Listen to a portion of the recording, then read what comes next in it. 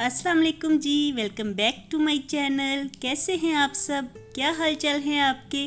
मेरे चैनल में आप सबको खुशामदीद और दुआ है कि आप सब बिल्कुल खैरियत से हों, कोई भी गम परेशानी बुरा वक्त आप तक ना पहुँचे और आप हमेशा खुश रहें, आबाद रहें, आमीन। तो जी आज है सैटरडे मॉर्निंग और मॉर्निंग में आज ना अच्छी खासी धूप निकली हुई थी। तो सुबह उठते साथ ही जैसे ही मैं सो के उठी ना तो एकदम से ही मेरी तबीयत ख़राब हो गई। हालांकि कल रात को सोते हुए मैं बिल्कुल ठीक थी, लेकिन मॉर्निंग में जैसे ही मेरी आंख खुली तो मुझे इस कदर ज़्यादा फ्लू हो रहा था ना कि बुरा हाल हो गया था मेरा छींकों से। तो बहुत ही ज़्यादा मुझे फ्लू हो गया था आज, और इसलिए सुबह उठते साथ फ़ौरन मैं टेरेस में आई तो थोड़ी थोड़ी धूप निकली हुई थी।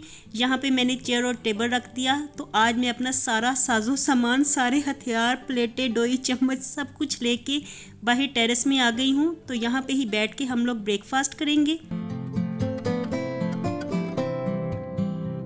और आज ना धूप में बैठने को इस कदर ज़्यादा दिल चाह रहा था ना, क्योंकि जब तबीयत ठीक नहीं होती ना तो फिर दिल चाहता है कि आप थोड़ी सी धूप में बैठे, थोड़ी सी गर्माइश आपको पहुँचे।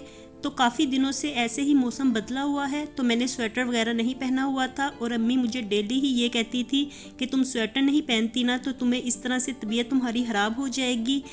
क्योंकि इस मामले में मैं काफ़ी ज़्यादा सेंसिटिव हूँ, बहुत जल्दी ही मुझे सर्दी भी लग जाती है और तबीयत भी ख़राब हो जाती है। तो मैं बस ऐसे ही तवज्जो ही नहीं दी, हालांकि बड़ों की बातों पे तवज्जो देनी चाहिए। तो आज जैसे ही मेरी तबीयत ख़राब हुई ना तो मुझे एकदम से ही याद आया कि मैंने स्वेटर नहीं पहना तो मुझे पहनना चाहिए। लेकिन अभी फ़िलहाल मैं धूप में बैठी हुई थी तो इसलिए यहाँ पे मैं ऐसे ही बैठी रही, और मैंने फिर बाद में अम्मी को भी बुलवा लिया कि आप भी आ जाएं, अच्छी धूप है, वैसे भी हड्डियों के लिए बहुत ज़रूरी होती है धूप। तो इसलिए अम्मी और मैं यहाँ पे बैठ के गपशप कर रहे थे। और साथ ही मैंने आज हनान को मार्केट भेजा हुआ था तो ब्रेकफास्ट बनाने को भी ना आज बिल्कुल भी जी नहीं जा रहा था, क्योंकि जब तबीयत ख़राब होती है ना तो बिल्कुल भी जी नहीं चाहता कि आप घर के किसी काम को हाथ लगाएं। तो आज मेरा भी इस कदर ज़्यादा फ्लू से बुरा हाल था ना, इतना गंदा मुझे फ्लू होया हुआ था ना कि बस मेरा जी चाह रहा था कि आज सब कुछ रेडीमेड ही हमें मिल जाए। तो हनान गया हुआ है मार्केट नान चने लेने के लिए। वैसे भी सैटरडे मॉर्निंग है तो बच्चों का दिल चाहता है कि वीकेंड पे कोई बाज़ार की चीज़ ही ट्राई की जाए, और यूं भी मेरे बच्चों को नान चने काफ़ी ज़्यादा पसंद हैं। तो मैं उनसे यही पूछ रही थी कि क्या ब्रेकफास्ट करना है, तो उन्होंने मुझे यही कहा कि हम लोग नान चने खाएंगे। तो बस फिर हनान गया हुआ था मार्केट और काफ़ी ज़्यादा उसे टाइम लग गया था, और मैं और मैं यहाँ पे बैठ के यही बातें कर रहे थे कि हनान को काफ़ी ज़्यादा लेट हो गया है। क्या हाल चाल है हाला, ठीक हो? मैं ठीक हूँ। मैंने ना आपको वो कॉन्ग्रेचुलेट किया था। हाँ जी मैंने देख लिया था। यू हाँ जी हाँ जी, थैंक यू खाला। हाँ, मैं कहा थोड़ी सी मिठाई भेज देना। आप खुद क्यों नहीं आती? खुद क्यों नहीं आ रही? अम्मी भी उदास हुई हुई है। अम्मी भी उदास हुई हुई है, आती क्यों नहीं आप? कोशिश पूरी है, कामयाब होती हूँ। और साथ ही यहाँ पे हालांकि कॉल आ गई थी तो उन्हीं के साथ ही बस गपशप चल रही थी।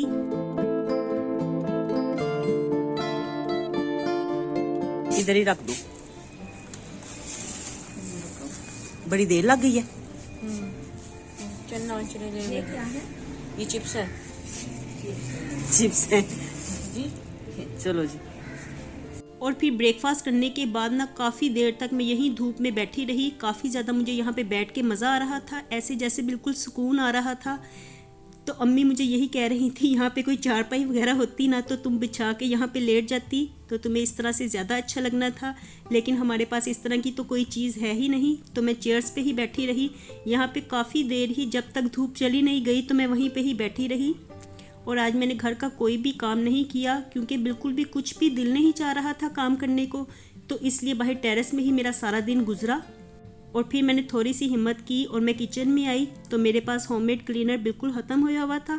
तो मैंने सोचा आज इसे बना लेती हूँ, साथ ही किचन को भी क्लीन कर लेती हूँ, क्योंकि कोई काम करें या ना करें किचन तो आपको लाजमी क्लीन करना ही पड़ता है। चाहे आपकी तबीयत ठीक हो या ख़राब हो, किचन को क्लीन किए बगैर तो बिल्कुल भी गुजारा नहीं होता। तो यहाँ पे बस मैं होममेड क्लीनर ही बनाने लगी थी।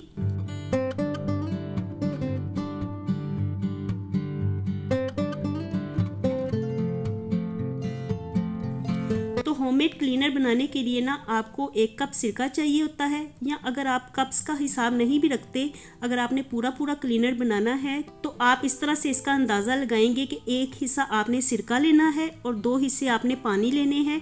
तो यहाँ पे मैंने 1 कप सिरका लिया था और साथ ही 2 कप पानी ले लिया था। तो इन दोनों चीज़ों को मिक्स करके ना इसमें ½ टीस्पून या 1 टीस्पून मीठा सोडा ऐड करना है। वो जो बेकिंग सोडा होता है ना, बेकिंग पाउडर नहीं, बेकिंग सोडा ऐड करना है। और साथ ही इसमें 1 टीस्पून लिक्विड सोप जो होता है तो उसे ऐड करना है। और अच्छी तरह से मिक्स करने के बाद ना हमारा होममेड क्लीनर तैयार हो जाएगा। तो बस इतना सा ही मेथड था इसका। तो काफ़ी लोग मुझसे काफ़ी दिनों से पूछ रहे थे कि आपने हमारे साथ होममेड क्लीनर का तरीका शेयर नहीं किया, तो आप हमें बता दें। तो इसका मेथड इस कदर ज़्यादा इजी है ना कि मैंने आज आपके साथ शेयर कर दिया है। वैसे तो ये व्लॉग मेरा सैटरडे का है, सैटरडे को मैंने ये व्लॉग शूट किया था। तो बस एडिटिंग में थोड़ी सी देरी हो जाती है ना, तो इस तरह से मेरे व्लॉग्स आप तक थोड़ा सा लेट पहुँचते हैं, क्योंकि कई दफ़ा तो ऐसे होता है कि घर के काम वगैरह ज़्यादा होते हैं जिसमें से फिर मुझे टाइम नहीं मिलता एडिटिंग करने का। और किसी वक्त ऐसे होता है कि थोड़ा सा तबीयत में गड़बड़ी होती है, तो इसलिए मैं एडिटिंग नहीं कर पाती। लेकिन मैं कोशिश करती हूँ कि जो व्लॉग मैंने बनाया होता है ना उसके साथ साथ ही एडिटिंग करती जाऊँ ताकि वो आप तक पहुँच सके। तो बस यहाँ पर मेरा होममेड क्लीनर तैयार हो गया था, तो मैं इसे बोतल में ही डाल रही थी।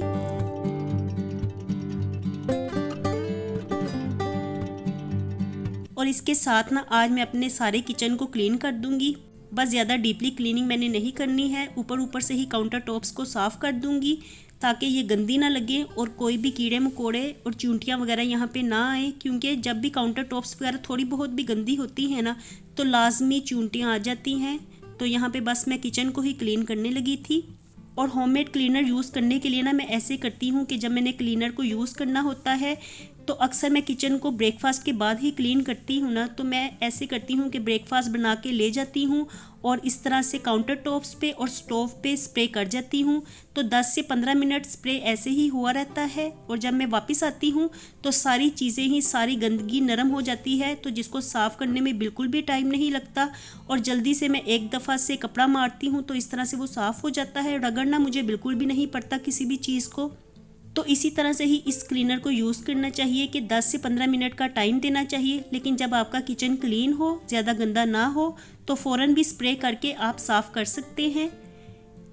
तो इस तरह से ना ये बाज़ारी केमिकल वाले स्प्रे से ना काफ़ी ज़्यादा अच्छा है, क्योंकि इस तरह से केमिकल वाले स्प्रे जो होते हैं ना वो किसी खाने वाली चीज़ पे पड़ जाएं तो उल्टा नुकसान ही होता है। और इस क्लीनर का तो कोई भी नुकसान नहीं है, सिर्फ इसमें लिक्विड सोप ही ऐसा है जो कि नुकसानदेह है, तो उसको भी हमने बहुत थोड़ी मिकदार में ही ऐड किया हुआ है। तो बस इसके साथ ही मैं सारा किचन अपना क्लीन करती हूँ और अल्हम्दुलिल्लाह इसके रिज़ल्ट्स मुझे काफ़ी ज़्यादा बेहतर मिलते हैं। तो मैं हमेशा ही इसे बना के रखती हूँ और इसके साथ ही किचन मेरा नीट एंड क्लीन हो जाता है। डे एंड नाइट में मैं इसे ही यूज़ करती हूँ।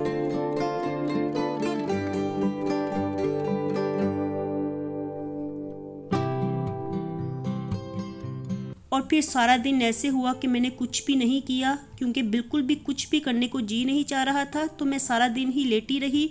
और फिर अभी मुझे रीबा ने चाय बना के दी है, तो साथ में इसके मेडिसिन लेने लगी थी। मेडिसिन तो मैंने पानी के साथ ले ली थी, फिर थोड़ी देर रुक के मैंने चाय पी ली, लेकिन कुछ भी फ़र्क नहीं पड़ा। पता नहीं किस किस्म का अजीब सा मुझे फ्लू हो गया था। और इसके साथ ना बस दिल चाह रहा था कि मैं लेटी रहूं। काफ़ी ज़्यादा मुझे बॉडी पेन भी हो रहा था। तो इस तरह से आज का सारा दिन ही मेरा बिस्तर में गुजर गया। कुछ भी ख़ास मैं व्लॉग शूट कर ही नहीं सकी।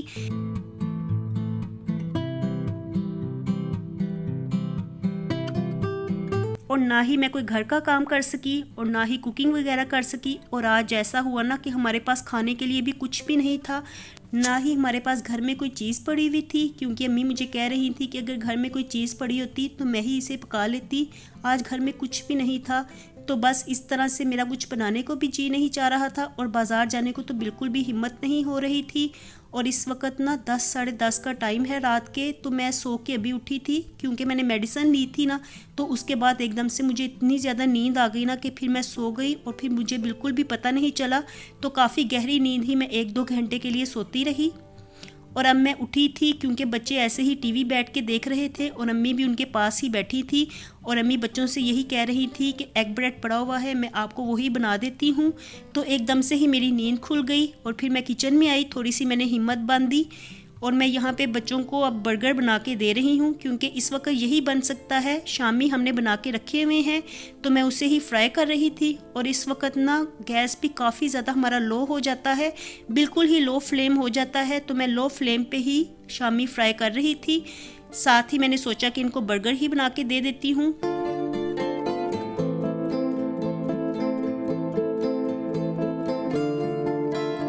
पहले तो मैं ब्रेड में लगाने लगी थी, फिर मैंने सोचा कि कल के हम लोग बर्गर बंस भी लेके आए हुए हैं तो यही बच्चों को बना देती हूँ। वो थोड़ा सा खुश भी हो जाएंगे, क्योंकि आज सारा दिन बच्चे ऐसे ही मेरी वजह से थोड़ा सा परेशान रहे हैं। क्योंकि जब मैं ही इस तरह से थोड़ा सा बीमार हो जाती हूँ ना, तो बच्चे बिल्कुल ही इस तरह से मुरझा से जाते हैं, चुप करके बैठ जाते हैं। तो मैं उनके लिए बस बर्गर ही बना रही थी। और इस वक्त मेरा तो बिल्कुल भी कुछ भी खाने को जी नहीं चाह रहा था। वैसे तो मैंने अपने लिए शामी फ्राई किए थे, लेकिन जब मैंने सबके लिए बर्गर बना लिए ना, तो उसके बाद जब मैं अपना बनाने लगी तो ऐसे लगा कि एकदम से मेरा पेट बिल्कुल फुल हो गया है। बिल्कुल भी जी नहीं चाह रहा था कि मैं किसी भी चीज़ की तरफ देखूं। तो बस यहाँ पे मैंने बच्चों के लिए तो बर्गर बना दिए थे।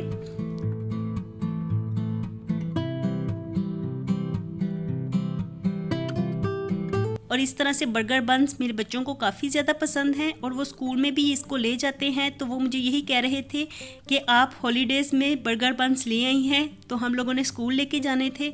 तो अच्छा ही हुआ घर में से ये चीज़ निकल आई, वरना आज तो हमारे पास खाने को बिल्कुल भी कोई भी चीज़ नहीं थी।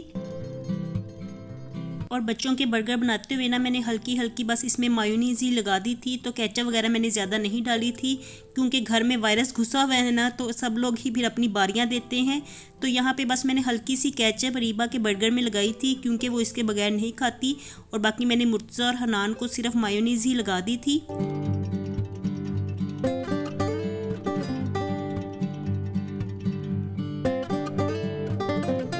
और यहाँ पे मैंने अपने लिए चाय बना ली थी। तो मैं यही सोच रही थी कि सैंडविच बना लेती हूँ, साथ में थोड़ी सी चाय ले लूँगी, लेकिन फिर मेरा बिल्कुल भी जी नहीं चाहा। तो मैंने इसी तरह से ही ये सैंडविच बना के ना मुर्तज़ा के लंच बॉक्स में रख दिया। तो मैं यही सोच रही थी कि बच्चे सुबह मॉर्निंग में जल्दी उठ जाते हैं तो वो इसे गर्म करके खा लेंगे, क्योंकि अभी मेरा तो बिल्कुल भी जी नहीं चाह रहा था इसे खाने को।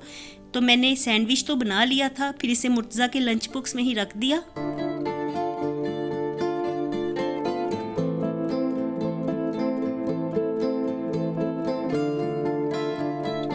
और यहाँ पे अम्मी और रीबा मेरे पास ही खड़े हुए थे और वो साथ साथ ना मेरी हेल्प करवाते जा रहे थे, लेकिन मैं उनको शूट नहीं कर पाई, क्योंकि इस वक्त ना मुझे काफ़ी ज़्यादा फ्लू था। तो बिल्कुल भी कैमरा एंगल चेंज करने को मेरा जी नहीं चाह रहा था।